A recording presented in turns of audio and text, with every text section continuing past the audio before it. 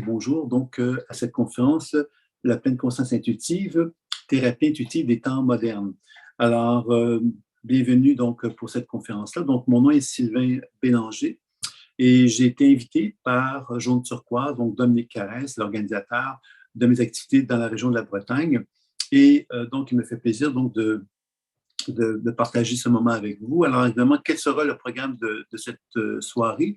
Bien, évidemment, c'est vous faire découvrir la pleine conscience intuitive, qui est une approche que j'ai développée, qui consiste donc à développer l'intuition, mais également l'habileté à se soigner et à soigner un partenaire. Donc, c'est ça un petit peu qu'on va découvrir ensemble. Et je vais essayer donc de vous présenter la pleine conscience intuitive en tenant compte, évidemment, en quoi c'est moderne, en quoi c'est une approche moderne. Je vais peut-être me présenter d'abord. Moi, mon nom est Sylvain Bélanger, puis j'ai commencé il y a 35 ans à peu près à faire de la pratique intuitive d'une façon professionnelle, donc à faire des consultations auprès de diverses personnes. Et ces consultations-là m'ont amené à constater dans un premier temps que moi, j'avais une grande facilité à développer ces habiletés-là. Puis il y avait beaucoup de gens qui suivaient les formations que j'avais suivies moi-même et je constatais que ces gens-là avaient de la difficulté. Ça m'a amené donc à me questionner comment peut-on arriver à développer les habiletés intuitives. Puis pour moi, c'était clair que ce n'est pas simplement en faisant expérimenter des choses parce que les gens avec qui j'avais suivi les formations faisaient beaucoup expérimenter des pratiques sans expliquer ce qui se passait, sans expliquer comment ça fonctionnait, etc.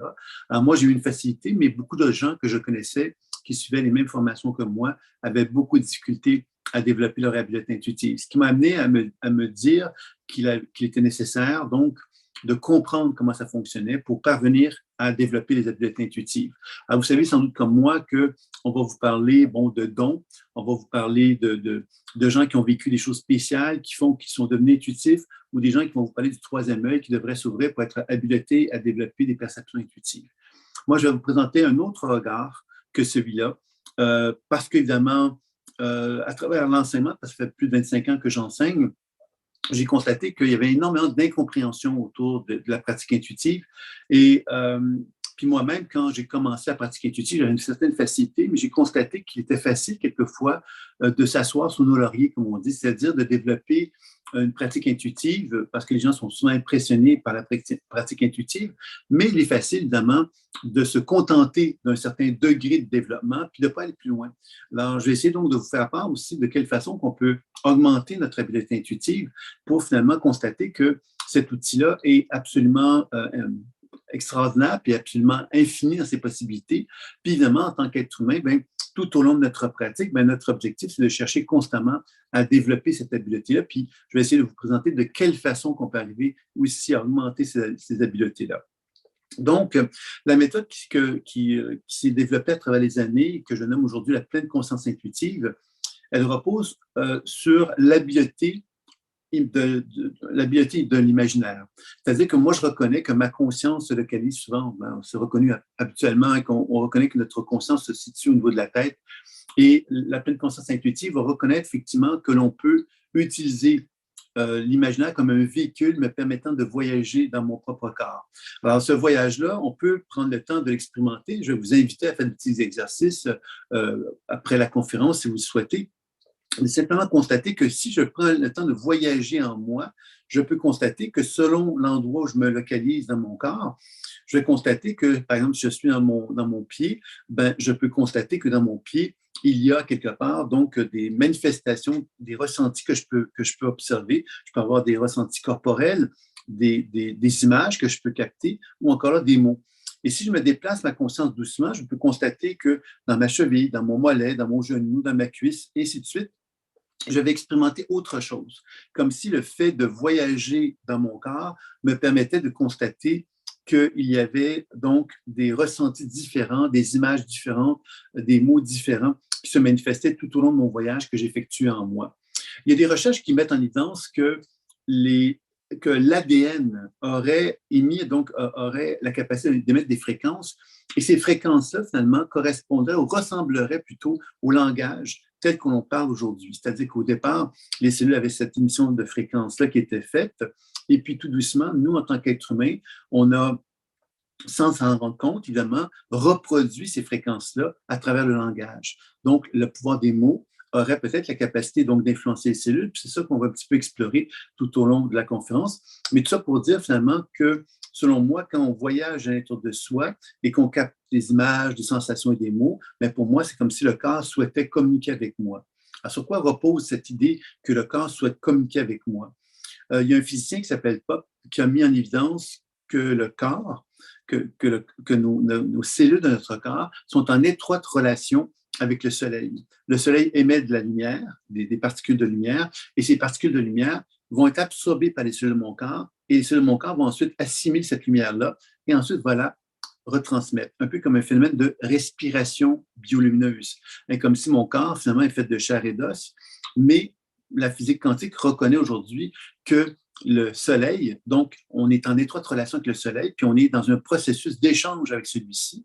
Puis évidemment, on pourrait dire que les planètes, les étoiles sont évidemment impliquées dans ce processus-là, qui fait que finalement, quand je voyage en moi et que je capte des images, des sensations et des mots, on pourrait penser évidemment que les cellules émettent donc de la lumière et que cette lumière-là, bien, quelque part, se manifeste à travers nos sens par le biais d'images, de sensations et de mots, comme si notre corps avait la capacité de communiquer avec nous afin de nous informer d'informations qui n'étaient pas conscientes à notre cerveau et qu'on découvre justement à travers ce voyage intérieur qu'on effectue grâce à la pleine conscience intuitive. Alors ça, c'est vraiment le premier processus que j'enseigne aux gens, c'est d'apprendre à le faire sur eux-mêmes. Maintenant, évidemment, les gens sont souvent beaucoup plus impressionnés par l'idée qu'on puisse faire ce genre de lecture-là intuitive vers un partenaire. Quand on fait de la clairvoyance, de la clairaudience, de la clairsentience ou de la médiumnité ou du channeling. C'est tous des processus intuitifs qui se retrouvent dans la pleine conscience intuitive, parce que la pleine conscience intuitive, c'est un processus qui donne accès à tout ça. Alors, évidemment, il y a des gens qui vont se dire médium, qui vont se dire clairvoyant, clairaudient, clairsentient ou faisant du channeling, mais toutes ces habiletés-là reposent sur le même principe, c'est-à-dire cette capacité que j'ai, moi, de reconnaître que mon corps est animé par une forme de sagesse, une forme d'intelligence, et que quand je deviens réceptif à cette intelligence-là, bien évidemment, je suis capable donc d'échanger avec ces perceptions-là pour finalement constater qu'à l'intérieur de mon corps, il y a comme une langue universelle, pourrait-on dire, qui appartient à tous les êtres humains. Et cette langue universelle se développe à travers cette capacité que j'ai de communiquer avec moi. Et si je le fais sur un partenaire, ben, c'est exactement le même processus qui va être mis en place, c'est-à-dire que je vais déplacer ma conscience grâce au véhicule imaginaire pour me mettre en relation avec un partenaire. Donc, si la personne est devant moi, ben, je vais simplement déplacer ma conscience vers cette personne-là. Et de la même façon, je vais voyager dans son propre corps pour constater que dans le voyage que je vais effectuer dans le champ énergétique de mon partenaire, il va y avoir des images, des sensations, des mots qui vont se manifester à moi. La première chose que je dois faire, c'est d'apprendre à reconnaître que ces informations sont comme des messagers. Ces messagers, c'est comme si mon corps, le corps de mon partenaire, souhaitait communiquer avec moi pour me dire quelque chose. Qu'est-ce qu'il veut me dire? Bien, il veut d'abord souvent me dire qu'il y a un certain besoin qui est présent en lui et qui n'a pas été répondu. Donc, si je fais la lecture sur une personne qui est devant moi, ben, les informations qui vont venir à moi vont m'informer que cette personne-là a donc des conflits intérieurs. Et ces conflits intérieurs-là vont me dire, ben, Sylvain, j'aimerais ça que tu puisses m'aider à les résoudre. Et c'est intéressant de comprendre à ce moment-là que cette idée que justement ces manifestations intuitives sont là pour me dire j'ai un conflit, j'aurais besoin que tu m'aides pour le résoudre, ça met en évidence que l'univers, quelque part, qu'est-ce qu'il cherche, lui? Il cherche à ce qu'on soit en harmonie. C'est-à-dire que moi, je sois en harmonie avec moi et que mon partenaire, la personne avec qui je fais une lecture intuitive, soit aussi dans un processus d'harmonie.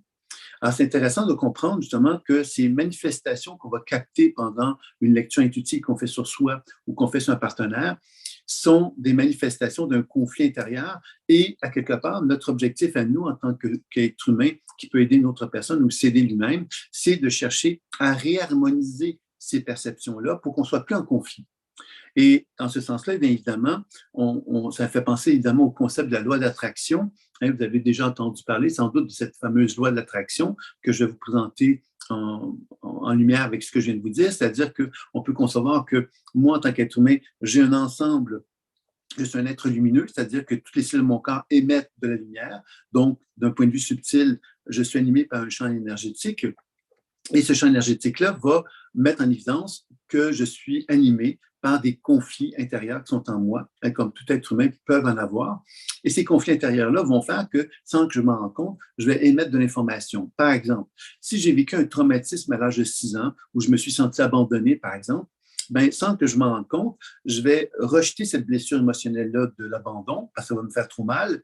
Et ce rejet-là va faire que dans mon champ énergétique, je vais être imprégné par l'émotion d'abandon. Et cette émotion d'abandon, mais c'est un peu comme si je me promenais dans la rue. Et évidemment, ce n'est pas écrit sur mon front que je suis abandonné, mais dans mon champ énergétique, j'émets quelque part une forme de fréquence, pourrait-on dire, qui est reliée à l'abandon et qui va faire que des gens qui ne sont pas conscients de ça vont sentir leur champ énergétique attirés vers moi parce qu'ils vont effectivement avoir une résonance avec le fait que j'ai été abandonné et qui va finalement faire en sorte que ça se réactualise dans ma vie. Et à leur insu, à mon insu, je vais être attiré par des gens qui vont avoir tendance à me faire revivre l'expérience d'abandon tant et si longtemps que moi-même, je n'aurais pas pris le temps de faire la paix avec cette expérience-là. Alors, c'est intéressant de comprendre justement que quand on fait une lecture intuitive, le premier objectif qu'on doit comprendre ici, c'est que le corps parle, puis il veut quelque part, lui, qu'on trouve justement, qu'on lui tende la main pour faire la paix avec nous-mêmes. Alors, quand je fais un travail sur moi, c'est la lecture intuitive va consister à devenir conscient des conflits qui sont en moi pour que je puisse ensuite arriver à m'harmoniser. Et de la même façon, un partenaire, ben, quelque part, il va émettre un certain nombre d'informations conflictuelles qui animent cette personne-là. Et on va chercher, évidemment, donc, nous, à chercher à l'harmoniser d'une façon de plus en plus importante. Alors ça, c'était un des premiers volets, donc, de la pleine conscience intuitive, c'est cette capacité de voyager en soi ou de voyager vers un partenaire. Et tout ce processus-là, bien évidemment, s'explique par ce qu'on appelle l'univers superlumineux. L'univers superlumineux, c'est un espace quantique qui, qui s'explique par le fait que mes yeux ne sont pas capables de voir les particules qui vont plus vite que la lumière. Donc, ça veut dire que quand j'observe la matière terrestre, et quand je vois l'espace dans lequel je suis actuellement, mais cet espace-là, évidemment, est objectivable. C'est-à-dire que tout le monde reconnaîtrait cet espace-là, puis serait capable de reconnaître sa réalité. Maintenant, quand on rentre dans l'espace quantique, ben, mes yeux ne sont pas capables d'enregistrer les particules qui vont plus vite que la lumière, donc on n'est pas capable de voir cet univers-là. Sauf que les recherches dans les neurosciences, dans la physique quantique, mettent de plus en plus en évidence l'existence de cet univers-là, qui n'est pas observable par nos yeux physiques. Et on peut comprendre ici que moi, en tant qu'être humain, j'émets donc une lumière qui n'est pas visible, hein, cette lumière-là, quelque part, parce qu'elles vont plus vite, parce que les particules vont plus vite que la lumière. Et évidemment, si je rencontre quelqu'un, ben sans que je m'en rende compte, cette autre personne-là aussi émet une certaine lumière, et ainsi de suite. Donc, on est tous en étroite relation avec cette idée qu'on est tous reliés en quelque sorte par cette capacité qu'on a d'émettre de l'énergie et que notre imaginaire ben, devient quelque part le véhicule nous permettant de voyager dans cet univers quantique-là. Et c'est là que ça devient intéressant de comprendre que tous et chacun, nous possédons l'imaginaire, nous avons un outil entre les mains et que cet outil-là nous permet de reconnaître qu'on est un outil quantique en quelque sorte, c'est-à-dire que moi, quand je déplace ma conscience vers le sol, ben, je constate que le sol, la planète Terre, par exemple, produit un champ électromagnétique et c'est reconnu par la science, c'est le champ Schumann.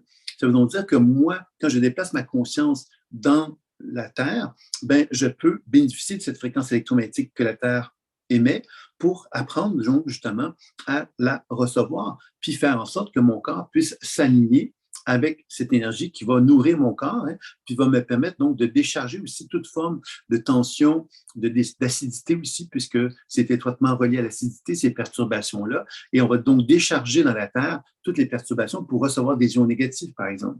C'est donc intéressant de comprendre que ma capacité à me relier à l'énergie de la Terre et à celle du ciel, avec ce fameux soleil dont j'ai parlé tout à l'heure, fait que je deviens, moi, en quelque sorte, une genre d'antenne. Une antenne qui va recevoir l'énergie de la Terre et celle du ciel à travers tout mon corps. Il n'y aura pas donc d'observation de heurte ou de blocage. Je vais expérimenter le sentiment que tout mon corps vibre au même diapason. Et quand je suis comme ça, ben, je suis vivant. Et quand je suis vivant, qu'est-ce que ça veut dire? Ça veut donc dire que moi, en étant vivant de haut en bas, de mes pieds jusqu'au sommet de ma tête, ben, je suis capable donc d'assumer qui je suis. Et c'est ça un peu que dans la pratique chamanique qu'on enseigne au départ, hein, c'est ça qu'on retrouve dans la pleine conscience intuitive, c'est cette idée que la pratique de l'enracinement va développer une position de verticalité. Alors, on dit souvent tomber amoureux ou tomber en amour. Alors, ça veut dire quoi tomber? tomber, c'est perdre pied.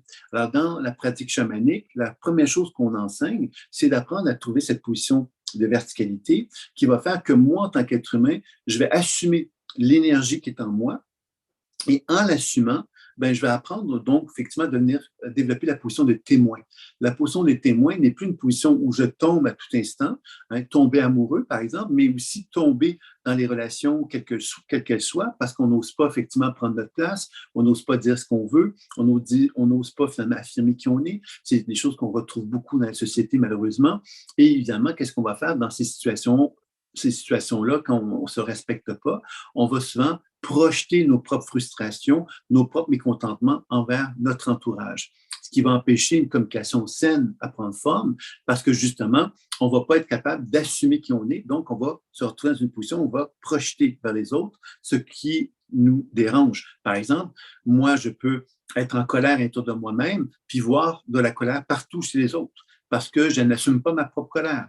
Alors, vous voyez que la pratique chamanique, c'est d'apprendre vraiment à retrouver cette position de verticalité qui va faire que moi, je vais être dans une position d'honnêteté avec moi-même et dans une position de témoin qui va me permettre justement de poser mon regard à l'intérieur de mon corps pour constater que quand je suis dans une position de témoin, je ne suis pas en train de me juger, je ne suis pas dans une position où j'interprète ce que j'observe, j'apprends à accueillir la sagesse intelligente qui est en moi. Et cette position de témoin fait que je suis objectif dans l'exploration que je fais en moi, qui fait que je peux questionner mes perceptions et apprendre à développer une connaissance de moi-même. Tout comme quand je le fais sur un partenaire, si je suis dans une position de verticalité, je vais être capable de voir mon partenaire dans un contexte d'objectivité. Je ne vais pas le juger, ce partenaire-là, mais je ne vais pas non plus me mettre dans une position où je vais commencer à essayer à quelque part de projeter des choses sur lui. Je vais me retrouver dans une position d'accueil où je vais accepter ce qui va émettre, ce qui est émis par lui dans le sens subtil du terme et je vais établir une relation, une communication avec chacune de ces perceptions-là pour découvrir que l'intelligence qui est émise, mais quand je discute avec elle, il y a donc un genre de dialogue qui s'établit et ce dialogue me permet de pouvoir développer une compréhension de plus en plus importante de ce qui anime cette personne-là, tout comme quand je le fais sur moi-même. Est-ce que c'est clair, cette première partie-là que j'avais envie de partager avec vous? Vous pouvez évidemment mettre vos micros si vous avez des questions, des commentaires. Sinon, vous pouvez également écrire ça dans le chat si vous le souhaitez. Moi, je vais progressivement poursuivre ma présentation, puis vous pouvez me dire que vous avez quelque chose à me dire ou encore le dire dans le chat si tout est OK pour vous. Ben, je vais continuer. Donc, ça, c'était le premier volet de la pratique de la pleine conscience intuitive. Vous l'avez compris, c'est de reconnaître qu'on est une antenne qui va vibrer de partout, puis ensuite de découvrir qu'on peut voyager en soi ou vers un partenaire pour se rendre compte qu'il y a un mode de communication qui existe, qui n'est pas reconnu aujourd'hui, mais ce mode de communication-là est un mode qui se manifeste à travers ce langage cellulaire, c'est-à-dire que dans notre rayonnement de nos cellules, il y a effectivement une information qui va circuler sous forme d'images, de sensations et de mots. Et le fait qu'on apprenne à discuter avec ces perceptions-là, il y a un genre de communication, de dialogue qui va en résulter, qui va nous amener donc à comprendre ce qui se passe. C'est vraiment la première étape de la pratique de la pleine conscience intuitive qui va donc nous amener vers la connaissance de nous-mêmes. Puis évidemment, la deuxième étape que j'aimerais partager avec vous, c'est ce que j'appelle donc la déprogrammation de la mémoire cellulaire. Ça, c'est quelque chose que j'ai découvert dans ma pratique. Quand on commence à voyager dans le monde subtil, dans ce monde-là, quelque part quantique, on pourrait l'appeler comme ça, on découvre des choses particulières. C'est-à-dire qu'on découvre qu'on peut finalement constater que dans mon propre champ énergétique le mien, je peux voyager dans celui-ci et je vais découvrir finalement qu'il y a des informations qui sont là, qui semblent appartenir au passé, mais qui semblent encore vivantes en moi. Par exemple, la fameuse expérience de 6 ans, où je me suis senti abandonné, ben, cette expérience-là peut effectivement animer mon propre champ énergétique. Et finalement, quand je prends le temps de regarder la mémoire de l'âge de 6 ans de l'enfant qui se sent abandonné, ben, cet enfant-là peut me parler puis avoir une personnalité qui est propre à lui, avoir une façon de communiquer avec moi, une façon d'interagir avec moi, comme si cet enfant-là existait véritablement et que j'avais pas le plein contrôle dessus. Ce n'est pas une marionnette, c'est vraiment une énergie qui est autonome. Et c'est intéressant de comprendre ça parce que ça veut dire que quand je commence justement à me relier aux informations qui animent mon champ énergétique, je constate qu'il y a donc une forme d'intelligence autonome qui anime ce champ énergétique-là. C'est-à-dire que je n'ai pas le contrôle dessus. Cette énergie-là, elle est autonome et elle me dit quelque part des choses. Et moi, ben, je dois apprendre à accueillir ce qu'elle a à me dire, même si des choses qui ne sont peut-être pas toujours agréables, je dois apprendre à accepter de l'accueillir pour interagir, discuter avec elle, arriver à comprendre le sens de ce qu'elle a à me dire. Alors, vous voyez que dans ces voyages-là, évidemment, on va découvrir donc que mon corps physique fait de chair et d'os émet une certaine lumière reliée donc aux organes de mon corps, reliée aux cellules de mon corps. Donc, ça m'amène à constater que je peux ainsi évaluer un potentiel santé qui est en moi. Plus mon champ d'énergie est équilibré, plus j'ai un potentiel santé optimal et moins mon champ énergétique est équilibré, moins j'ai un potentiel santé qui est favorable. Donc, évidemment, ça, c'est une première chose. Évidemment, à travers le voyage que je fais dans les cellules de mon corps, je peux questionner les organes, les systèmes du corps pour arriver à comprendre la raison d'être de tout ça. Puis évidemment, on vient de constater qu'on pouvait aussi voyager dans notre propre champ pour constater qu'il y a des mémoires associées à mon histoire personnelle. Par exemple, cet enfant de 6 ans qui a vécu l'abandon. On peut constater également que dans ce voyageant, on peut se relier à des mémoires familiales, donc des mémoires finalement appartenant à notre histoire familiale. Alors, c'est intéressant aussi de comprendre cela. Ça veut donc dire que dans ce champ énergétique-là, il y a un ensemble d'informations qui se retrouvent emmagasinées dedans. Même si c'est un champ énergétique qui rayonne de nos cellules, c'est un peu comme si on était en étroite relation avec l'infiniment grand, et que dans cet infiniment grand, dans cet univers super lumineux-là, il y avait donc une information qui s'accumulait sans cesse. Alors, l'information qui s'accumule sans cesse, c'est quoi? C'est mon histoire de vie qui s'accumule depuis que je suis né sur Terre. Donc, j'ai l'ensemble de toute mon expérience de vie qui se retrouve dans ce champ subtil-là. J'ai l'ensemble des expériences de toute mon histoire familiale qui se retrouvent dans ce champ énergétique-là. Et j'ai l'ensemble de toutes les expériences de l'humanité qui se retrouvent dans ce champ subtil-là. Donc, on comprend ici que quand on veut s'ouvrir, on veut voyager dans notre champ énergétique ou dans celui d'un partenaire, on a la possibilité de vraiment, d'une part, aller chercher de l'information sur l'histoire personnelle de l'individu, moi ou mon partenaire, mais je peux également aller fouiller dans l'histoire familiale de cette personne-là ou de moi-même pour arriver à mieux comprendre une expérience de vie que je suis en train de vivre, ou je peux également travailler sur des mémoires d'autres vies. Donc, ça ouvre la porte, évidemment, à énormément de perspectives. Et puis tout ça, finalement, est relié à quoi? Mais c'est relié au fait que moi, en tant qu'être humain, j'ai une certaine, par exemple, vécu une expérience d'abandon à l'âge de 6 ans. Et cette expérience d'abandon, qu'est-ce qu'elle va faire? C'est qu'elle va se mettre à résonner avec des mémoires provenant d'autres vies ou des provenant de mon histoire familiale.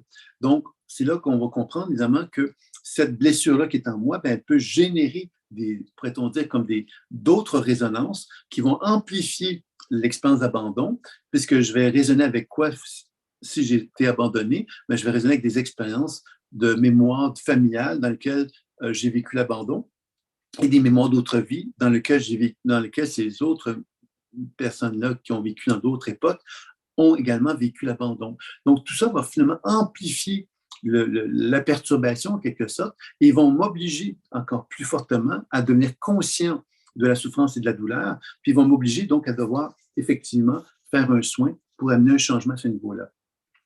Donc, j'espère que je suis clair par rapport à ça. N'hésitez pas à me le faire savoir si c'est des questions, des interrogations.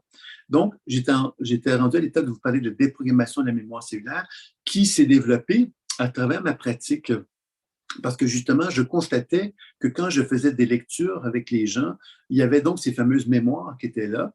Et ces mémoires-là, évidemment, pouvaient représenter donc d'une part des émissions énergétiques d'organes, donc de certaines perturbations qui étaient là, mais également que ces perturbations énergétiques d'organes étaient animées par des mémoires qui appartenaient à mon histoire personnelle, mémoire familiale, mémoire d'autres vies, et que j'étais donc avec des personnages qui se manifestaient à moi et qui avaient donc des histoires, qui avaient donc des émotions, qui avaient donc des expériences à me transmettre.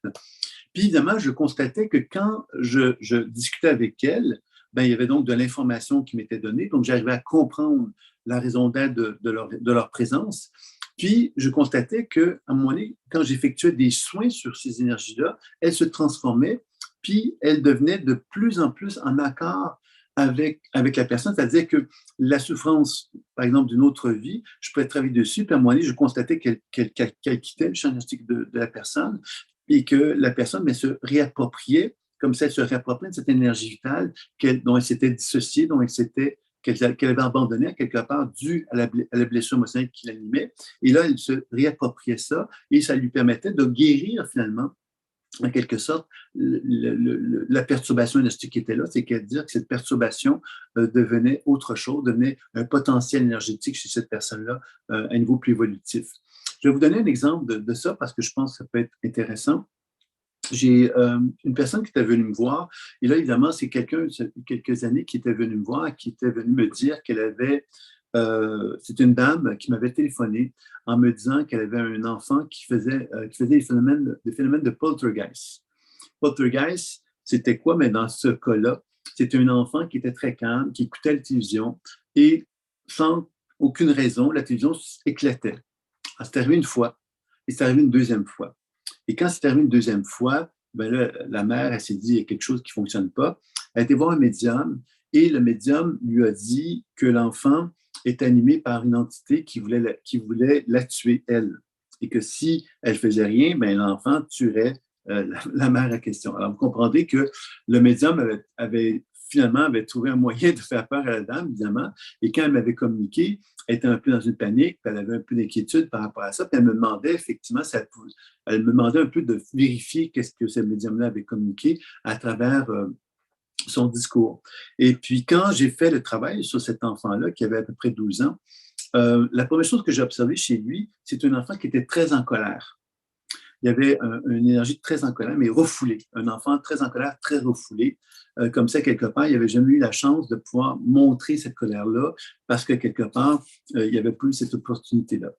Alors, quand j'ai commencé donc à faire le travail sur cet enfant-là, ce que j'ai constaté, c'est qu'il y avait donc cette énergie-là donc, de colère refoulée. Donc, j'ai essayé donc de faire un travail pour soigner ça, hein, pour libérer l'enfant de ça.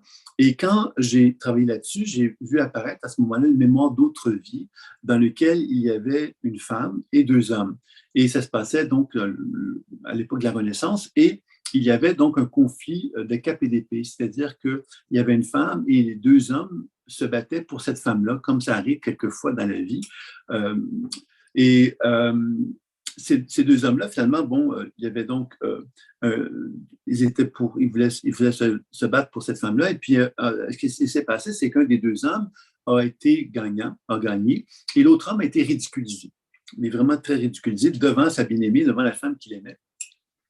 Et il a été tellement attristé de ça qu'il avait tellement honte, il était tellement en colère, mais en même temps incapable de gagner contre l'autre, qu'il a quitté puis s'est suicidé. C'était un peu la situation un peu triste qui en est résultée.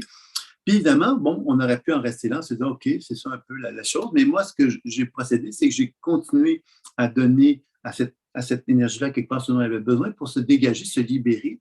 Et quand cette mémoire-là d'autre vie était plus en résonance avec cet enfant-là, ben, elle s'est dégagée. Et là, l'enfant, c'est comme si je percevais que l'enfant se réappropriait quelque chose qui était de l'ordre d'un pouvoir, finalement, qu'il n'avait pas eu la chance d'avoir parce que cette résonance avec la mémoire d'autre vie l'empêchait de pouvoir se mettre en relation avec qui il était vraiment. Et c'est là que j'ai vu une autre scène apparaître dans laquelle je voyais cet enfant-là qui était donc en colère refoulée, mais il y avait un homme qui était là. Et cet homme-là était en train de lui montrer qu'il était plus fort que lui. Et il y avait sa mère qui était là, qui voyait ça. OK? Donc, on voyait que, je ne sais pas si vous voyez le lien, mais c'est un peu comme s'il y avait une relation étroite entre ce qui s'était passé lors de la Renaissance et ce qui s'est passé dans la situation que je viens de vous décrire. C'est-à-dire que la mère était là, qui était un peu la bien-aimée, celle qui était un peu la femme qu'on essayait d'avoir finalement, de conquérir. Et il y avait cet homme-là qui semblait être beaucoup plus fort. C'était un adulte, donc il était beaucoup plus fort que l'enfant. Et il montrait sa force et sa puissance. Et l'enfant est impuissant, évidemment, parce qu'un enfant est beaucoup moins fort qu'un adulte. Et puis ça, c'est une scène que moi, tout le travail que je vous raconte, c'est un travail que j'ai fait à distance. Et c'est un travail où cette personne n'avait pas l'opportunité d'être présente quand j'ai fait le travail. Donc, je l'ai fait sans avoir de feedback d'elle. Donc, je ne savais pas trop qu'est-ce que ça représentait vraiment, ce qui se passait, mais j'ai continué le travail. Puis à un moment donné, j'ai pu constater que il y a donc un travail qu'on est parvenu donc à amener l'enfant à mettre en évidence à quelque part un potentiel de plus en plus d'alignement avec lui, où je sentais que c'est un enfant qui avait 12 ans, mais qu'il a donné un leader à partir du moment qu'on le libérait de ces blessures émotionnelles-là. Et finalement, donc, quand j'ai parlé avec la dame de cette histoire-là que j'avais expérimentée, elle a pu me confirmer qu'effectivement, elle avait un homme dans sa vie et cet homme-là avait cette façon fâcheuse de s'attaquer à son enfant, s'attaquer, mais en tout cas de jouer avec son enfant, mais de vouloir lui montrer que c'était lui le plus fort. Et l'enfant, il n'aimait pas ça, il était en colère contre cet homme-là, mais il était impuissant, évidemment, puis il y avait la femme qui voyait que l'enfant était mécontent de ça, puis était fâché, mais elle semblait, bon, elle avait accepté ça jusqu'à maintenant. Alors moi, je lui ai dit effectivement que ça serait une bonne chose de parler à cet homme-là, qu'il puisse arrêter de faire ça pour que justement l'enfant, quelque part, soit moins dans cette position d'humiliation, parce que c'était ça, quelque part, qui était pas très heureux, et qu'il y avait parce qu'évidemment, si l'enfant continuait à l'humilier comme ça, ben, il y a de la colère à l'enfant, donc avec le temps, il deviendrait, entre guillemets, agressif envers cet homme-là, puis dès qu'il serait assez fort pour pouvoir, entre guillemets, le battre, ben, il y aurait un risque de cet ordre-là, c'est ça que j'observais. Alors, donc, vous voyez, c'est un peu différent de ce que le médium avait pu observer. Puis, évidemment, donc, cette femme-là, ben, quelque part, quand elle a entendu ce que j'ai dit, ben, elle a décidé de ne plus être en relation avec cet homme-là. C'est un choix qu'elle a fait. Moi, je n'avais pas nécessairement dit ça, mais c'est un choix qu'elle faisait, que je pouvais comprendre, puisqu'évidemment, c'était peut-être pas souhaitable par rapport en tout cas à l'enfant. Alors, je ne sais pas si vous voyez donc un peu ce que ça veut dire, c'est que pour moi, l'idée de la déprogrammation de la mémoire cellulaire, c'est une action dans laquelle on va donner à la mémoire tout ce dont elle a besoin pour que se dégager d'une programmation. Alors, vous voyez que la programmation, c'est que dans ce cas-ci, c'est un enfant qui est en colère, qui est tout refoulé, qui est tout inhibé. Donc, ça, c'est le constat. Donc, le constat aurait pu, donc, par le questionnement, on va arriver à constater que l'enfant est en colère parce qu'il est frustré, mécontent, etc. Ça, c'est le constat. La déprogrammation, c'est quand on va interagir avec la mémoire, c'est-à-dire qu'on ne va pas rester devant une situation figée, mais on va chercher justement à donner à la mémoire l'occasion de se libérer de sa programmation, de ses limitations, pour qu'elle nous montre finalement le potentiel qui est en elle et qu'elle se libère de cette programmation-là pour nous montrer, actualiser un potentiel évolutif que l'enfant, ou dans ce cas c'était l'enfant, mais qu'un adulte va avoir en lui, mais qui n'est pas en mesure de réaliser. Alors, c'est comme ça que la déprogrammation de la mémoire cellulaire est pris forme, c'est-à-dire qu'à travers des observations comme celles que je viens de vous faire, j'ai constaté qu'il était possible de changer donc la mémoire, et qu'en changeant donc la mémoire, je constatais qu'on arrivait à libérer donc de l'énergie, et que cette libération permettait de voir apparaître des nouvelles expressions de l'individu qui étaient plus favorables, qui étaient plus harmonieuses. Et c'est certain que tout ce travail-là de la déprogrammation de la mémoire cellulaire m'amène à vous parler donc de certains éléments qui sont intéressants, comme l'épigénétique, par exemple, qui, il n'y a pas si longtemps, on disait que les gènes étaient figés, qu'on héritait d'un bagage génétique. Aujourd'hui, grâce à l'épigénétique, on commence à comprendre évidemment que les gènes peuvent se réorganiser, peuvent finalement se changer par l'alimentation, par la méditation, par le sport. Vous voyez, par exemple, on a la capacité d'influencer le bagage génétique un certain pourcentage. Donc, c'est quand même intéressant de comprendre que ce travail sur la mémoire cellulaire, ben, c'est une façon aussi d'interagir avec un contenu mémoriel qui est dans notre champ énergétique. Ce contenu mémoriel est sans doute un reflet de ce qui anime l'ADN dans nos cellules, et on peut penser effectivement que quand on intervient sur ces mémoires-là, quelque part, ben, on peut effectivement permettre à des potentiels évolutifs de se faire. Le fait qu'on transmette en mots les transformations qui s'effectuent lors d'un soin qu'on effectue sur soi ou sur un partenaire, bien évidemment, ces prises de conscience-là vont amener le cerveau à se transformer, c'est-à-dire qu'on sait que le cerveau est animé d'une neuroplasticité, c'est-à-dire que le cerveau est capable de s'adapter, encore une fois, à des changements que l'on effectue dans notre esprit, dans nos prises de conscience que l'on effectue, et que ça va générer des nouveaux réseaux neuronaux. C'est-à-dire que notre cerveau, parce qu'on constate qu'on fait des prises de conscience, ben, ça permet à notre cerveau de prendre d'autres voies que celles qu'il avait été habitué de prendre jusqu'à maintenant. Donc, c'est intéressant de comprendre que les neurosciences, que la science en général, est en train d'amener cette idée, quelque part, que ce qu'on croyait qui était figé chez l'être humain, ben, quelque part, on prend conscience qu'il est possible de le transformer. Et la déprogrammation de la mémoire cellulaire, c'est un peu une représentation intuitive de ce que je viens, tout ce que la science est en train de démontrer aussi. Donc, c'est quand même intéressant de le faire. Et la déprogrammation de la mémoire cellulaire, qu'est-ce qui est intéressant, c'est que ce que ça met en évidence, c'est que tout est énergie et tout est mouvement. Et ça, je pense que c'est important de comprendre que quand on dit que tout est mouvement, ça veut donc dire quelque part que si moi je dis à quelqu'un, monsieur, vous avez un chakra du cœur fermé, par exemple, pour faire un exemple, bien évidemment, quand je dis ça, finalement, c'est un peu comme si je lui disais, j'ai pris une photo de toi, puis voici ta photo, tu as un cœur fermé. Alors qu'on comprend ici que quand on est dans une démarche intuitive, dans laquelle on combine la lecture intuitive et la déprogrammation de la mémoire cellulaire, on n'est pas dans un mouvement figé. On met en évidence, au contraire, cette idée de la mouvance. Du fait que quand on fait des actions pour changer quelque chose, ben on constate qu'il y a un changement. Et ce changement-là nous amène à comprendre de quelle façon qu'on peut accompagner le mouvement afin qu'il devienne de plus en plus équilibré.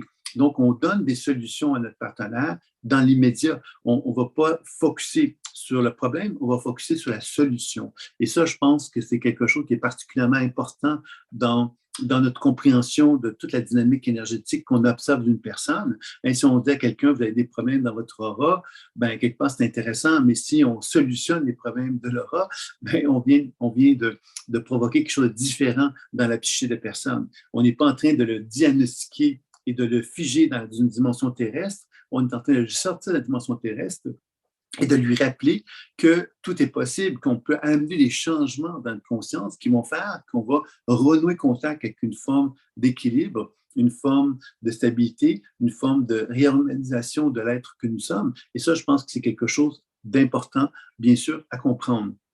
Alors, de quelle façon que la déprogrammation va se faire? Bien, vous l'avez compris que c'est toujours avec l'imaginaire, hein, évidemment, puisque la lecture intuitive, on va voyager en soi ou vers un partenaire grâce au véhicule imaginaire. La déprogrammation va se faire un peu de la même façon, c'est-à-dire qu'on va reconnaître justement que l'imaginaire peut créer ce dont nous avons besoin. Alors, comment peut-on créer quelque chose qu'on a besoin par l'imaginaire? Je pense que vous en avez une idée, bien sûr.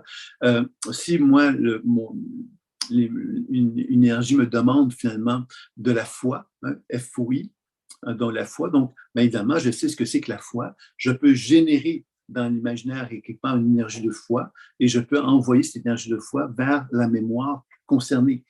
Et tout ça, c'est un jeu imaginaire. Vous allez me dire, bien sûr que c'est un jeu imaginaire. Mais ce jeu imaginaire-là, c'est comme de l'information. J'écris dans la lumière de mon être, puisqu'on sait que les cellules de notre corps absorbent et émettent de la lumière.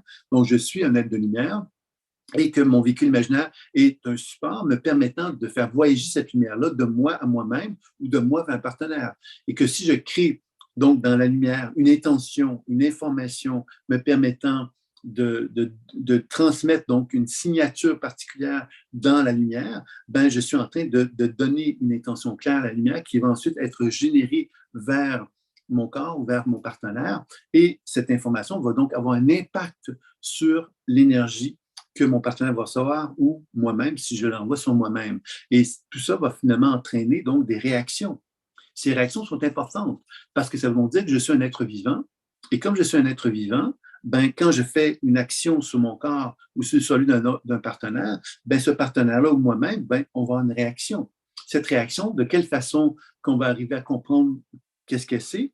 Ben, c'est par la pleine conscience intuitive, c'est-à-dire qu'on va reconnaître que quand j'envoie une information dans mon corps ou dans celui de mon partenaire, il va y avoir une réaction et je vais prendre le temps de décrire la réaction, qu'elle soit au niveau des images, des sensations et des mots. Donc, de nouveau, je vais établir une communication avec les informations qui sont là pour comprendre la raison d'être.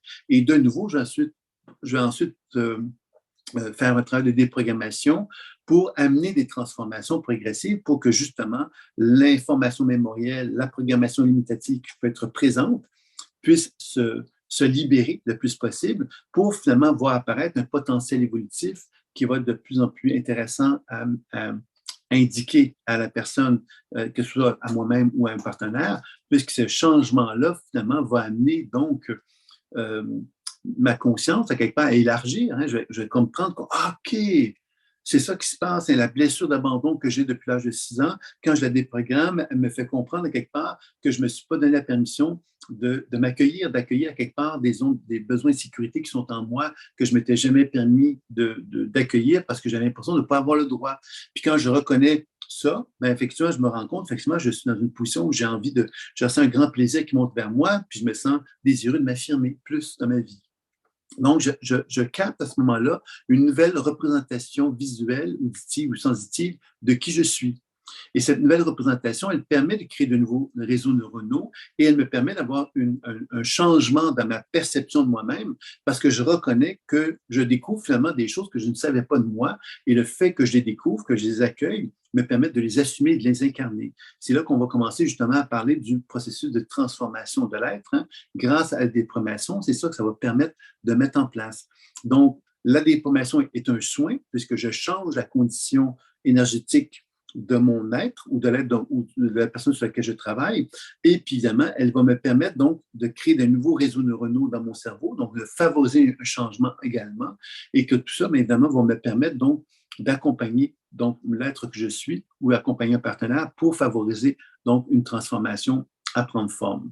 Alors, je ne sais pas si vous avez des questions concernant ce deuxième volet de la pleine conscience intuitive. Donc, je vais parler de la lecture intuitive en premier lieu, déprogrammation dans un deuxième temps. Si vous avez des questions, bien, vous me faites signe pour me faire part de vos réflexions ou commentaires que vous pourriez avoir concernant cela. Alors, moi, je vais continuer, mais je Oui, vais aller.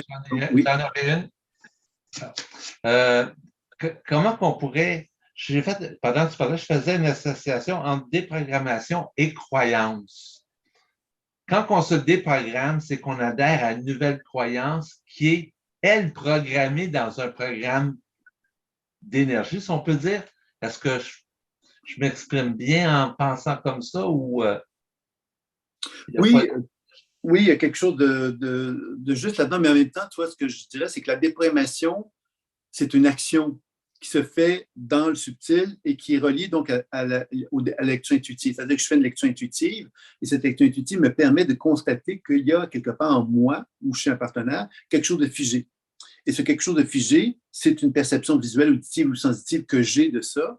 Et c'est là que je vais pouvoir ensuite générer, en demandant le besoin qui est là, de générer une information en harmonie avec le besoin qui va faire que je vais pouvoir me libérer, me dégager. Donc, c'est certain que ça touche, comme tu dis, les croyances. Ça peut toucher aussi autre chose. Mais c'est sûr que quand même, ça touche évidemment les croyances parce que, par exemple, si on regarde l'enfant de 6 ans qui s'est senti abandonné, ben, l'enfant de 6 ans qui s'est senti abandonné, ben, quelque part, c'est la croyance, c'est une croyance qu'il a quelque part. Et que, évidemment, plus j'apprends, moi, à lui donner à l'enfant de 6 ans le sentiment qui s'est senti abandonné, tout ce qu'il faut pour qu'il ne se sente plus abandonné, ben, je lui donne l'opportunité de faire émerger de nouvelles informations, de nouvelles façons de s'exprimer qui vont le libérer de ce sentiment d'abandon-là et qui vont faire que je vais observer dans ma perception de nouvelles images, de nouvelles sensations, de nouveaux mots qui vont me révéler à mon cerveau de nouvelles façons de concevoir ma vie. Et c'est comme ça, quelque part, qu'on va expérimenter la chose. Je ne sais pas si je réponds à la question. Oui, c'est exactement ça. Parce que moi, j'ai souvent appris qu'on était fait de croyances, que tout qui nous anime est fait de croyances. Puis il y a un peu plus qu'un an, j'ai dit, moi, j'ai à me déprogrammer de toutes ces croyances-là parce que je n'adhérais pas intuitivement à tout ce qu'on me proposait dans la vie aujourd'hui. Fait que là, c'est pour ça que ça m'a interpellé un peu ta conférence parce que présentement, c'est comme, je verrais ça comme, on ferait comme un genre de saut quantique.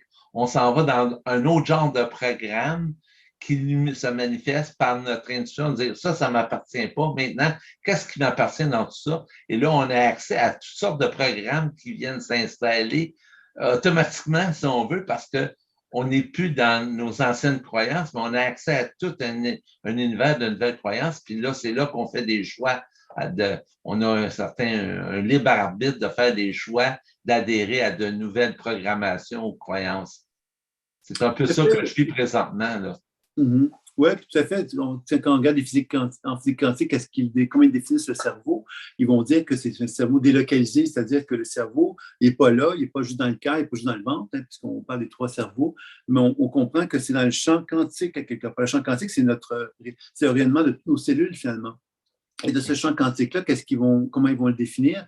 Ils vont définir que dans ce champ quantique-là, il y a toutes les probabilités de tout ce qui aurait pu se passer à mon passé, de tout ce qui pourrait se passer à mon présent et de tout ce qui pourrait se passer à mon futur. Alors, vous voyez, c'est comme un genre de probabilité, un ensemble de probabilités. Et qu'est-ce qui fait que ma conscience va choisir une voie plutôt qu'une autre? Mais c'est inévitablement mon attachement à ce que je connais de moi-même aujourd'hui. C'est-à-dire que si moi, je suis programmé par mon passé et que je suis tellement programmé par mon passé que je ne peux pas concevoir que je puisse être autre chose que ce que j'ai été, bien, c'est évident que mon cerveau quantique va analyser la chose puis va simplement répéter ce que je suis convaincu que je suis dû à mon passé. Alors que plus on apprend justement à s'aligner à notre présent, et s'aligner à notre présent, bien évidemment, il y a des grandes recherches sur la cohérence cardiaque actuellement qui mettent en évidence justement que quand on apprend justement à respirer un certain rythme, 5 secondes, par exemple, en inspire-expire au niveau simplement en inspirant puis en expirant, on va favoriser une cohérence cardiaque, c'est-à-dire que le cœur va se syntoniser à notre cerveau et le cœur va être beaucoup plus dans un mode présent, c'est-à-dire dans un mode où on ne va pas être en tension. La tension, ça veut dire quoi? Ça veut dire que je suis tendu. Pourquoi? Je suis tendu parce que j'appréhende la réalité. Pourquoi j'appréhende la réalité? Mais parce que ma réalité, elle est colorée par de la souffrance. La souffrance de quoi? Bien, de mon passé. J'ai vécu des choses dans mon passé, donc j'ai peur de la réalité. J'ai peur de ce qui se passe dans ma vie. Donc, quand j'arrive dans une situation X, Y, Z, je vais interpréter la réalité avec les peurs que j'ai compris que les risques que la vie me donnait, comme si j'ai l'impression que je vais être abandonné par quelqu'un, ben, je me retrouve dans une position où quand je me retrouve en groupe, ben, je vais être convaincu que je vais être abandonné. Donc, je vais construire une réalité qui n'est pas en harmonie avec le présent. Et si je suis dans mon présent, ben, je vais être dans un processus d'accueil, d'acceptation, d'harmonisation, de gratitude, de compassion, d'ouverture. Je ne serai pas dans un mode de panique intérieure qui va faire que je vais finalement avoir l'impression qu'on va tous m'abandonner, tu vois, parce que c'est ce que j'ai toujours vécu dans le passé. Donc, tout ça, finalement, ça nous amène à comprendre que plus j'apprends, moi, à devenir conscient de ces blessures-là qui sont en moi, plus j'apprends à m'en dégager, plus j'apprends à me connecter avec l'alignement. L'alignement, ça veut dire quoi? C'est m'aligner à mon essence originelle, à ma lumière, à la source lumineuse qui anime mon être, c'est-à-dire à comprendre que le champ de mon corps, finalement, c'est de la lumière. Cette lumière-là, quand elle se déprogramme de toutes les limitations que j'ai accumulées dans ma vie, bien inévitablement, je deviens libre, tu vois. Et c'est là qu'on rejoint un peu cette idée de l'être accompli, de l'être de sagesse. C'est celui, quelque part, qui s'est mis dans une position où, par la connaissance de lui-même, il s'est libéré de toutes ces programmations et de ces croyances pour renouer contact avec la lumière pure. Et c'est ça un peu qu'on a tous comme cheminement à faire, tu vois. Merci beaucoup. Bienvenue. Donc, si on poursuit maintenant le troisième volet de la pratique, donc lecture intuitive, déprogrammation et les soins. Les soins, évidemment, c'est quelque chose qu'on connaît un peu plus, je pense, puisqu'il y a énormément d'approches énergétiques qui existent dans le monde. Hein. Il y en a plein et elles sont tous intéressantes, puisqu'elles sont tous, finalement, si on ramène ça à un niveau très simple, c'est l'idée que moi, je m'enracine pour faire venir l'énergie de la Terre en moi. Je me connecte au ciel pour faire venir l'énergie du ciel en moi, donc les photons, la lumière, le cosmos, et je rétablis ça pour créer une forme d'antenne qui va vibrer dans toutes les cellules de mon corps. Cette antenne qui vibre dans mon corps fait que je suis un conducteur qui est capable d'accumuler encore plus de lumière en lui, et cette lumière-là peut être ensuite redistribuée pour rétablir des régions de mon corps qui sont perturbées au niveau biolumineux, ou encore de le diriger vers un partenaire afin que celui-ci puisse renouer contact avec un équilibre biolumineux qui soit plus important. Alors, ça veut dire quoi ça? Ça veut dire que quand moi je rétablis la lumière dans mon propre corps ou dans mon partenaire, il va y avoir une réaction. Et ça, j'insiste là-dessus, parce que dans la majorité des approches énergétiques qui vont utiliser donc le transfert d'énergie, l'imposition des mains ou le magnétisme, on ne va pas mettre l'emphase sur la réactivité tissulaire. Je vais utiliser ce terme-là, qui est un terme un peu technique, mais qui met en évidence que quand je mets de la lumière dans mon propre corps ou dans le corps de mon partenaire, il est normal que la lumière, c'est quelque chose de vivant. C'est quelque chose qui me relie à ma vie, à moi, puis elle me relie à mon essence fondamentale. Donc, si je travaille sur quelqu'un qui est très, très perturbé, qui a beaucoup de blocages, bien évidemment, si je mets de la lumière chez cette personne-là, vous comprendrez que cette lumière-là va rencontrer de la résistance. Et si elle rencontre de la résistance, ben, il va y avoir des réactions qui vont se manifester dans ma perception. Et ces réactions-là vont être importantes à comprendre, parce que ça veut donc dire que si cette personne a plein de résistance, ben moi, je vais apprendre donc à les accueillir, puis je vais apprendre à discuter avec elles, comprendre finalement la raison d'être de leur résistance, essayer donc de déprogrammer tout ça pour les aider à aider la personne à être de plus en plus réceptive à la lumière. Alors, vous voyez que ça devient important de cerner que si on avait 10 personnes devant moi et j'envoyais de l'énergie à ces 10 personnes-là, j'aurais 10 réactions différentes. Ça veut donc dire finalement que le soin énergétique, on peut le faire à l'aveugle, c'est-à-dire j'envoie la lumière puis je fais confiance à ce qu'elle doit faire, ce qui peut être intéressant, bien sûr. Je ne dis pas que c'est inintéressant de faire simplement des soins énergétiques sans trop comprendre ce que l'on fait. Ça peut être bénéfique. Mais si on sait ce que l'on fait, ben, ça peut être d'autant plus bénéfique puisque là, on est capable d'accompagner notre partenaire dans son processus de guérison. Si on le fait à l'aveugle, on ne peut pas vraiment l'accompagner parce qu'on espère juste que la lumière va faire son travail. On ne sait pas tout qu'est-ce qui se passe. Donc, si la personne a des réactions, des résistances, où on voit, où on n'a pas de résultat, ben, on ne comprend pas ce qui se passe. Alors que si on est capable de l'accompagner, parce qu'on est capable de constater qu'il y a donc des informations qui se manifestent chez cette personne-là pendant qu'on fait le soin, mais inévitablement qu'on arrive à en comprendre davantage la signification. Alors, c'est dans ce sens-là que la pleine conscience intuitive combine la lecture intuitive, la déprogrammation et les soins pour être constamment dans un processus de fluidité dans lequel je fais une lecture, déprogrammation, soins. Alors, si je n'arrive pas à obtenir l'information par la lecture intuitive, je n'arrive pas à faire la déprogrammation, ben, je peux aller aux soins. Maintenant, si je peux arriver à la lecture intuitive, déprogrammation et soins, ça me permet d'approfondir le travail que j'effectue avec moi-même ou avec un partenaire, puis qui me permet donc d'arriver à être pleinement conscient, c'est dans ce sens-là, pleine conscience intuitive, être le plus conscient de tout ce qui anime le travail, la relation que j'effectue avec moi-même ou avec un partenaire. C'est ça un peu le sens qui va être proposé dans la pratique de la pleine conscience intuitive. Est-ce qu'il y a des gens qui auraient des questions ou des commentaires par rapport à ça maintenant? Vous me le faites savoir. Puis, donc, ça, c'était globalement, finalement, c'est un peu vous présenter un petit peu les prémices de la pleine conscience intuitive, de vous montrer les 3 grands volets et de vous montrer de quelle façon que l'on peut utiliser la pleine conscience intuitive pour voyager donc dans plusieurs volets. On l'a vu qu'on pouvait travailler sur l'aspect santé, on pouvait travailler donc sur l'aspect mémoriel, les mémoires de 3 niveaux, mémoire personnelle, mémoire familiale, mémoire d'autres vies. Et on peut évidemment travailler avec les guides spirituels qui touchent un peu l'aspect médium. Alors, c'est intéressant aussi. Comment va-t-on faire cela? Ben, on va simplement reconnaître justement qu'il y a un principe intelligent. Donc, s'il y a un principe intelligent, ça veut donc dire que chacun des organes de mon corps, chacune des cellules de mon corps sont animées par une conscience intelligente. Donc, je peux travailler avec cette conscience intelligente-là. Je peux travailler sur des mémoires, comme on l'a vu, personnelles, familiales et d'autres vies, qui sont tous animées par une conscience. C'est-à-dire que si je travaille avec une mémoire finalement associée à l'époque de la Renaissance, mais cette mémoire-là va se manifester à moi avec une certaine conscience, avec une certaine intelligence aussi, qui peut être... Il y a 2 types de conscience que moi j'ai reconnues à travers ma pratique.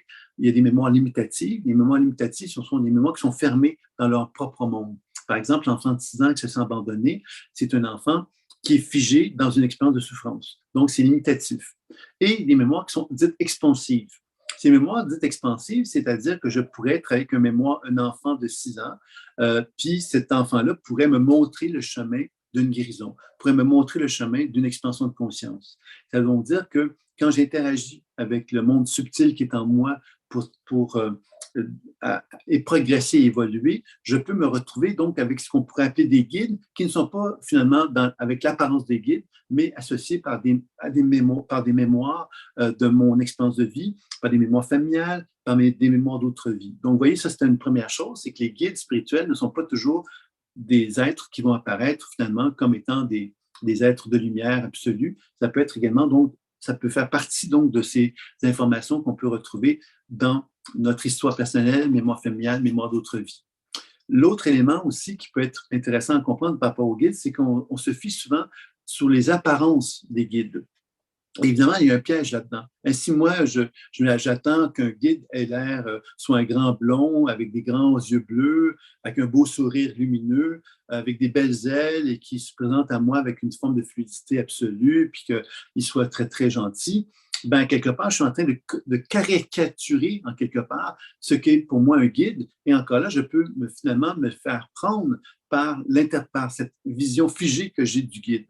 Alors moi, ce que j'enseigne souvent par rapport à cette démarche-là de travailler avec des guides, c'est de prendre conscience qu'un guide, finalement, ça se manifeste selon notre volonté. Alors que dans ma pratique à moi, je ne vais pas, par exemple, dire qu'il y a un guide autour d'une personne ou deux guides ou trois guides d'une façon traditionnelle. Je vais plutôt dire quelque part qu'on est animé par des guides et que ces guides-là, quelque part, on peut faire venir, selon notre volonté, un guide et ce guide-là va se manifester à nous d'une certaine façon.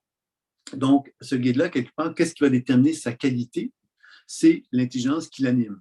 C'est-à-dire que moi, je ne veux pas me fier sur l'apparence d'un guide ou je ne vais pas me fier sur ce que je ressens ou ce que j'entends quelque part nécessairement, mais je vais plutôt me fier sur l'information qu'il peut me donner. Alors évidemment, s'il me donne de l'information qui élargit mon champ de conscience et me fait comprendre des choses que je ne pouvais pas comprendre autrement, bien, c'est un signe à ce moment-là que le guide a une compétence, une qualité.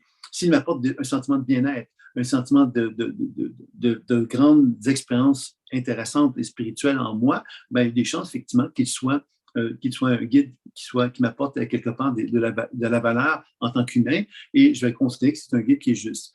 Maintenant, si je constate que j'ai un guide qui a des beaux cheveux blonds, des beaux grands yeux bleus, avec un beau grand sourire, avec des belles grandes ailes, mais qui ne me donne aucune information valable, bien inévitablement, je vais comme évidemment me poser la question, savoir ce guide-là, ben, est-ce qu'il a vraiment une valeur d'enrichissement dans ma propre vie.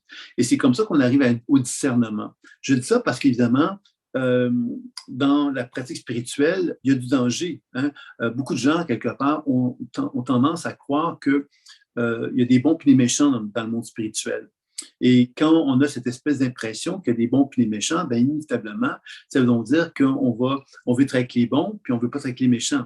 Donc, dès qu'on voit un guide qui pourrait apparaître comme étant quelqu'un qui n'a pas une belle apparence, bien, des fois, on peut le rejeter parce qu'on va se dire, ah, ça, c'est un méchant, puis celui qui va se présenter à nous, qui a l'air gentil, bien, on va être convaincu qu'il est gentil. Et on sait que dans ce monde-là, bien, comme dans le monde humain, on ne doit pas se fier aux apparences, mais on doit se fier au contenu de l'information qui nous est transmise. C'est comme ça qu'on va éviter de se faire piéger en quelque sorte par rapport à ça.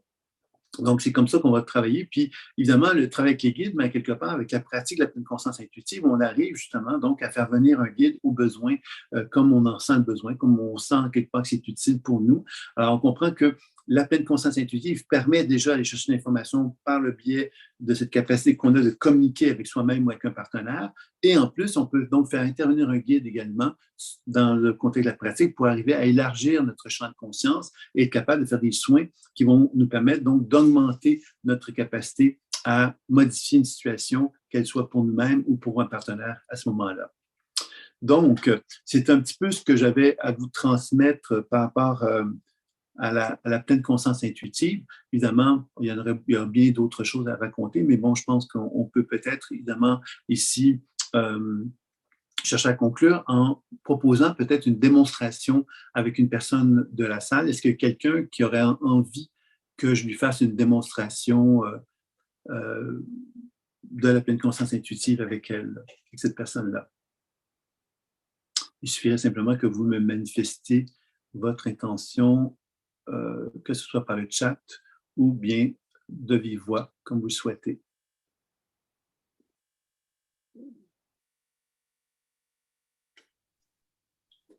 Alors, je vais tenter l'expérience. Je suis un curieux. C'est bien, c'est bien. OK, donc, est-ce que tu as un thème particulier ou je me laisse guider simplement? Non, je te laisse guider. OK. Me guider.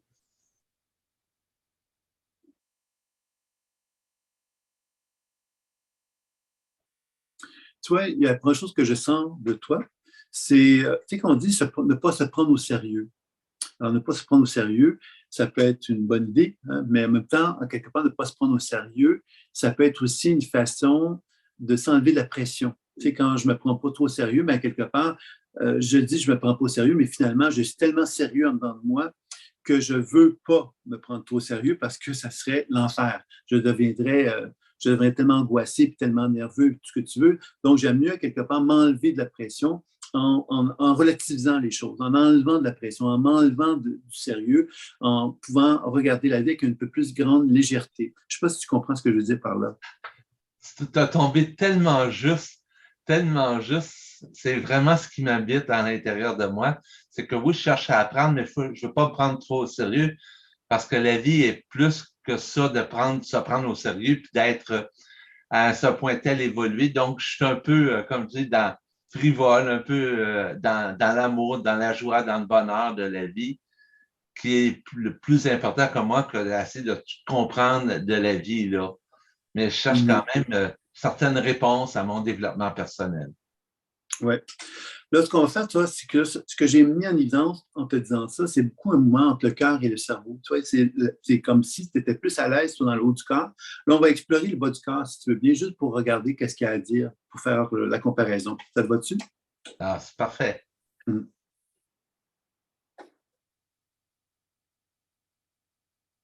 Toi, ce qu'on sent quand on essaie de travailler un petit peu vers le bas, c'est, tu sais, quand je dis tomber amoureux, hein? Alors, tomber, on va dire juste tomber. Alors, quand on tombe, pourquoi on tombe? Ben, parce qu'à quelque part, on a de la difficulté à se tenir debout. Et dans ce sens-là, évidemment, ce côté plus léger que tu as appris à développer en toi, bien évidemment, c'est une façon de t'enlever cette espèce de sérieux, à quelque part, qui est relié. J'ai utilisé un terme un peu fort en le disant comme ça, l'humiliation. Tu sais, l'humiliation, quelque part, c'est cette espèce d'impression que si on se prend au sérieux, on va se faire humilier. Donc, on ne se prendra pas au sérieux, on va trouver ça drôle, on va être plus dans la légèreté, parce que justement, si on tombe dans le sérieux, on ne sera pas reçu comme on le souhaite. Donc, à quelque part, on aime mieux être dans quelque chose de plus léger qui va nous éviter de sombrer dans cette blessure émotionnelle, je dirais, qui pourrait nous amener à quelque part à nous éloigner finalement de la légèreté, puis qui nous ferait vivre de la douleur et de la souffrance. Je ne sais pas si tu comprends ce que je veux dire par là. Oui, absolument. Ouais. Ça a bien du sens.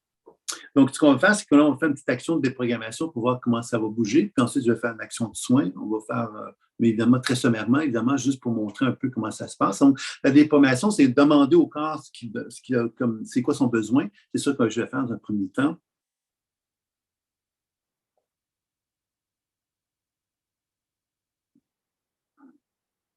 Quand je lui demande ton corps, ce qu'il me dit, c'est de l'amour. Puis moi, j'ai répondu, oui, mais il me semble qu'il s'aime beaucoup de ça, cette personne-là, dans le sens que ce côté plus léger, finalement, donne l'impression, quelque part, qu'il y a quelque chose que tu aimes chez toi qui est relié à ça. Puis, ce que j'ai senti, ce que ça m'a répondu, c'est que, tu sais, l'amour, quelque part, c'est pas juste un sourire. Il y a quelque chose qui dépasse le sourire, c'est la sincérité de l'amour qu'on a envers soi-même, tu vois. Et c'est là que la sincérité ressort. Donc, je vais envoyer de la sincérité en toi. Tu me suis, ça va? Oui.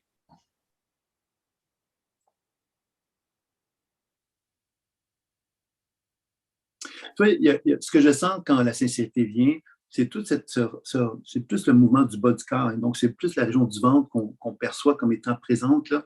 Et c'est toute l'idée de j'ai envie de m'aimer parce qu'à quelque part, je ne me suis pas donné la permission d'exister pour moi-même. Tu sais, quand on dit, par exemple, ben moi, je vais être sympathique, je vais être cool, puis en étant sympathique puis cool, ben je vais m'adapter aux gens autour de moi. Tu vois, l'adaptation, c'est quelque chose qui fait que je ne me confronte pas à personne, j'ai une certaine légèreté, une certaine mouvance, mais en même temps, je n'assume pas qui je suis complètement. Parce que si j'assumais qui j'étais complètement, ben ça pourrait entraîner des complications.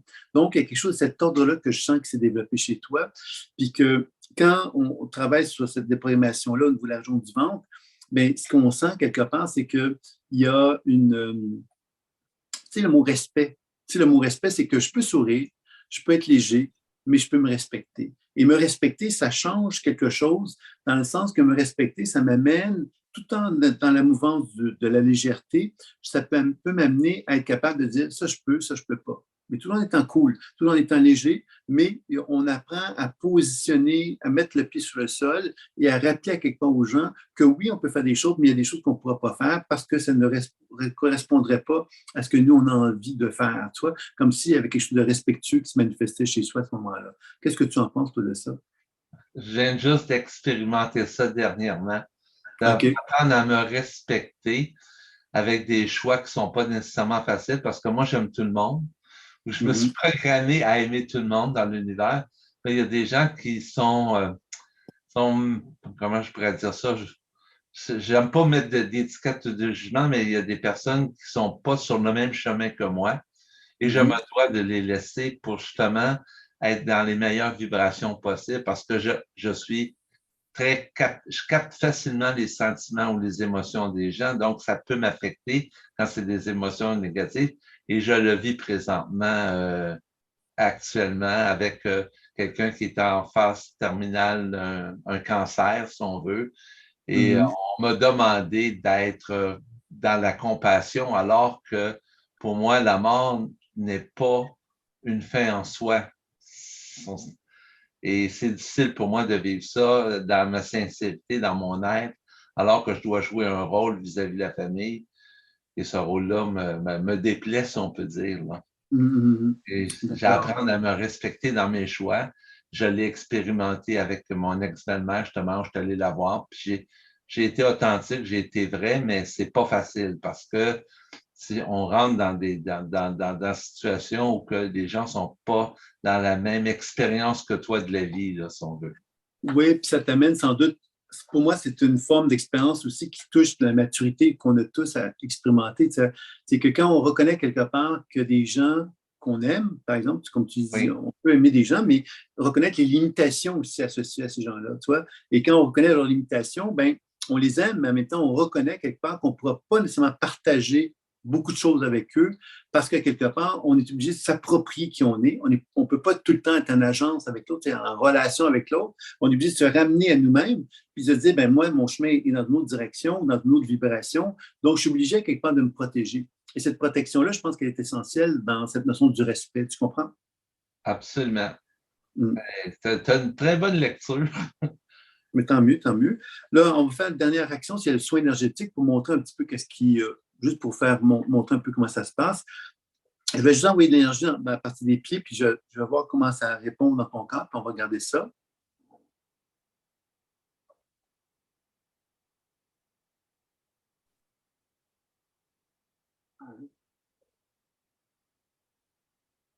Mais tu vois, ce que je sens du soin énergétique, c'est comment ton corps le reçoit bien, parce que c'est comme si ça éveillait quelque chose en toi qui touche vraiment cette notion d'amour, mais deux niveaux d'amour. Tu sais, l'amour, à quelque part, je reconnais quelque part que je suis une bonne personne et que cette bonne personne-là, finalement, elle a envie de ne pas faire du mal aux gens, mais elle a envie, quelque part, de se positionner en accord avec elle-même.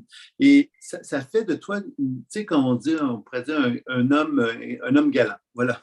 Un homme galant, c'est quelqu'un qui a une certaine volonté de, tu sais, un homme galant n'est pas un homme qui ne s'assume pas, c'est quelqu'un qui s'assume, mais en même temps, il est galant dans le sens qu'il va assurer cette affirmation-là, mais d'une façon galante et d'une façon distinguée, pourrait-on dire, avec une forme de finesse. Il ne va pas chercher à descendre quelqu'un ou à essayer d'assombrir quelqu'un. Tu vois, il y a quelque chose là-dedans de gracieux, pourrait-on dire, dans l'affirmation de ça. Et c'est ça un peu que je sens quand on envoie l'énergie, c'est il y a quelque chose en toi qui a envie d'incarner ça, c'est ce que je viens de te décrire, comme reconnaître, oui, j'ai envie de m'affirmer, mais je n'ai pas envie de m'affirmer d'une façon non élégante, parce que ce serait facile, humainement parlant, le manque d'élégance chez les humains, on en connaît beaucoup, hein, c'est-à-dire que c'est facile d'être bête, d'être méchant, de faire plein de choses qui ne sont pas nécessairement correctes envers d'autres êtres humains qui sont différents de nous, et je pense que dans ton cas, c'est ça ton idéal, si tu veux.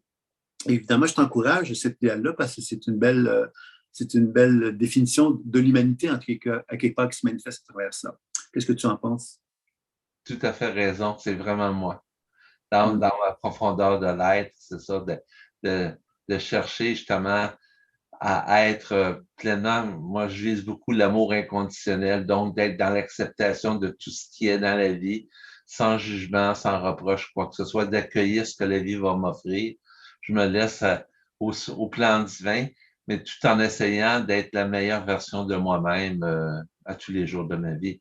C'est pour ça que j'ai été interpellé parce que je suis mes guidances à assister. J'ai vu l'email seulement le matin, puis ça m'a comme donné une guidance.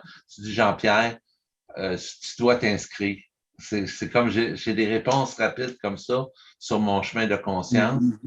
Quand on parle de guidance, puis de quantique, là, on dirait c'est comme je suis prêt à accueillir ces nouvelles visions-là de la vie à partir de ces éléments-là, parce que je reconnais en moi que moi, j'ai de la peau, j'ai de la matière, mais je suis beaucoup plus que ça en arrière-fond, dans mon être, dans mon âme, dans ma conscience, je suis beaucoup plus. Puis je cherche à exploiter ça présentement pour passer mes jours le plus possible en paix, dans la sérénité, parce que c'est ça qu'on vise d'être humain, d'être toujours en paix. C'est ma vision de la vie. Ouais, tu as bien raison. De toute façon, je pense que c'est ça que, d'ailleurs, toutes les recherches des neurosciences, même ce que les quantiques proposent et tout ça, je pense qu'on va tout dans cette direction-là, qu'on a à réapprendre à quelque part à reconnaître qu'on est plus que ce qu'on pense qu'on est et que finalement, actuellement, la société n'a pas encore, on n'est pas rendu là, la collectivité humaine n'est pas encore rendue là, on n'a pas encore reconnu tout ça, mais on va dans cette direction-là. Puis je pense que c'est important qu'il y ait des gens comme toi, qui aient cette volonté de tendre vers l'humanité, c'est-à-dire vers la dimension plus humaine que l'être que l'on est, parce que, puis c'est ça un peu le sens de la pleine conscience intuitive, c'est de ramener quelque part le divin en soi. Le divin, qu'est-ce que c'est? C'est de reconnaître quelque chose qui anime l'être humain que nous sommes, qui est plus grand que nous finalement. Et que quand on le reconnaît, quelque part, ça nous permet de justement assumer, incarner quelque part quelque chose de beaucoup plus sain, je dirais, en tant qu'humain, parce qu'on développe une volonté d'être à la hauteur de l'humain qu'on devrait être, tu vois. Et je pense que c'est ça qu'on doit maintenant chercher à développer tous ensemble. Voilà. Tout Alors, à je te fait. remercie beaucoup de ta participation. Ben, je te remercie beaucoup. T'es formidable. Vraiment, j'ai pas de mots parce qu'on se connaît peu quand même. Là, j'ai fait peut-être 5-6 zooms avec toi, puis tu me décris presque comment je suis. Vu ce que OK. je vis, en fait. Fait que tu as une bonne guidance intuitive. Tu as des bons antennes, des bonnes antennes énergétiques, si on veut. Je te remercie. C'est gentil. Merci. OK, donc, est-ce qu'il y a des questions maintenant que vous aimeriez me poser avant qu'on termine? Vous savez évidemment que moi, je suis en Bretagne présentement et ici, Jaune-sur-Coire avec Dominique Carrez ont proposé cette conférence-là. C'est parce que justement, je vais être ici, je donne une conférence en présentiel, entre autres pour ceux qui sont intéressés à Vannes mardi prochain. Donc le 7 mars. Et je vais également donc faire un week-end, le week-end du 11 et 12 mars, pour présenter la méthode en présentiel, donc à Champy, donc près de Rennes, dans lequel il va y avoir donc la présentation de la méthode concrète. Donc, on y va avec la pratique, etc., pour découvrir davantage comment on peut arriver à développer cette habileté-là en 2 jours. Donc, vous allez me dire, en 2 jours, on ne peut pas arriver à grand-chose, mais vous seriez surpris, on peut arriver à beaucoup de choses puisqu'on passe vraiment à travers la méthode et on apprend à l'appliquer sur soi et sur un partenaire et on constate que finalement, après les 2 jours, on a des habiletés à le faire. Évidemment, après ça, il faut pratiquer, mais on peut donc le développer. Donc, c'est quelque chose qui mérite de le faire. Je tiens à dire aussi que je viens juste de rééditer ce livre-là. Je ne sais pas si vous le voyez. Donc, c'est une ligne qui existait dans le passé, mais là, je viens de l'améliorer d'une 30 à 40 pages. Donc, ça permet d'avoir, et c'est un livre qui présente la méthode, en fin de compte, et qui est très pratique, et il vient de sortir, donc vous pouvez l'avoir sur Amazon. C'est Décollage intuitif et soins psycho-énergétiques grâce à la pleine conscience intuitive. C'est un livre qui vient tout juste qui est disponible maintenant. Donc, si ça vous intéresse, vous pouvez donc simplement aller jeter un coup d'œil sur Amazon et si vous êtes intéressé, évidemment, donc le commander. Donc, est-ce qu'il y a des questions qui vous viendraient avant qu'on termine? Alors, je vais être aussi, donc, pour ceux qui seraient intéressés à Paris après. Donc, je vais aussi offrir 2 conférences à Paris. Donc, je n'ai pas les dates devant moi. Je suis désolé. Oui, j'ai ça ici. Bon, je dis pas non, ça ne dit pas les dates exactes, mais enfin, j'aurai 2 conférences à Paris et je vais donner un week-end également en début avril, donc à Paris pour ceux qui seraient intéressés. Et ensuite, je vais me promener un petit peu par la suite. Là, pour ceux qui sont intéressés, vous pouvez communiquer avec moi et vous pouvez également vous inscrire comme membre sur mon site. Là, puis à ce moment-là, vous allez être au courant de ce qui se passe à tous ces niveaux-là. Voilà. Donc, je vais m'arrêter ici, puisque vous n'avez pas d'autres questions. J'espère que vous avez apprécié la conférence. Il y aura donc un replay qui va vous être envoyé d'ici peu, au plus tard lundi, sans aucun doute, là, que je peux pouvoir m'occuper de ça. Donc, je vous remercie. Je vous dis très belle fin de soirée pour les gens de l'Europe et très belle fin d'après-midi pour les gens du Québec. Je vous dis à très bientôt. Un gros merci beaucoup. Merci. Au revoir. Merci beaucoup. Merci. Merci. Au revoir.